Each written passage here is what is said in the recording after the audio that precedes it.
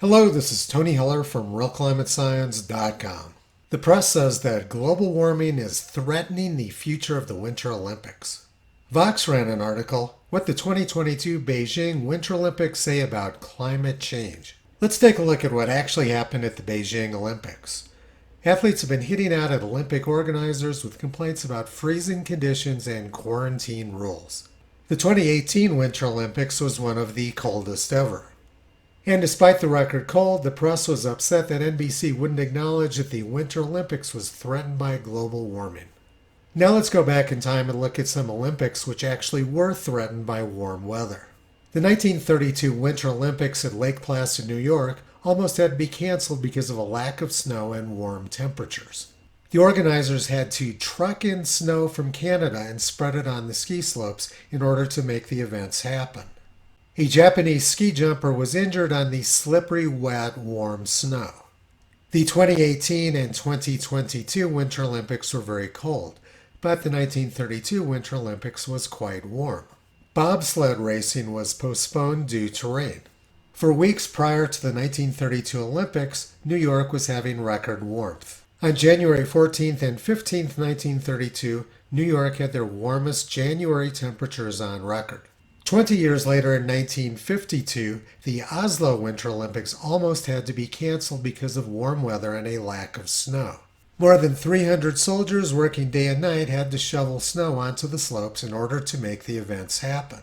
The 1960 Winter Olympics at Squaw Valley, California also almost had to be canceled because of a lack of snow and warm weather. Squaw Valley, California, rain turned to snow just in time to avert possible disaster at the Winter Olympic Games. Let's take a look now at how the press tried to rewrite the history of the 1960 Olympics. This is a 2006 article. 46 years ago this month, the world's athletes frolicked in the snow at the 1960 Winter Olympics in Squaw Valley, California. They weren't frolicking in the snow. What they were actually doing was struggling to find snow.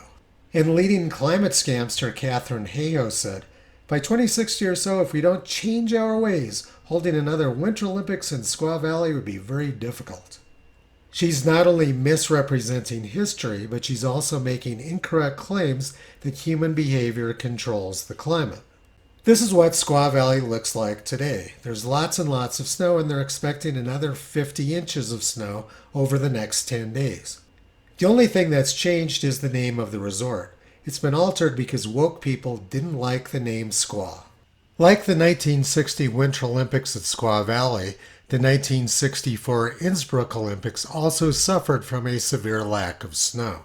Innsbruck was almost snowless, and soldiers had to carry in lots of snow onto the slopes to make the events happen. European truckers are kept busy these days hauling in snow for the Winter Olympics slalom track in Innsbruck. An Austrian soldier is shown trudging along with a basket of snow. The 1932, 1952, 1960, and 1964 Winter Olympics all suffered from a severe lack of snow. And all of these were held with carbon dioxide levels in the atmosphere well below 350 parts per million. The reality is that autumn and winter snow cover has greatly increased in the northern hemisphere over the last 55 years as carbon dioxide levels have increased in the atmosphere. This is because cold Arctic air is penetrating further and further south, which means that snow falls in areas where precipitation used to fall as rain. The press simply makes up a story and runs with it over and over again, even if it flies in the face of all available evidence.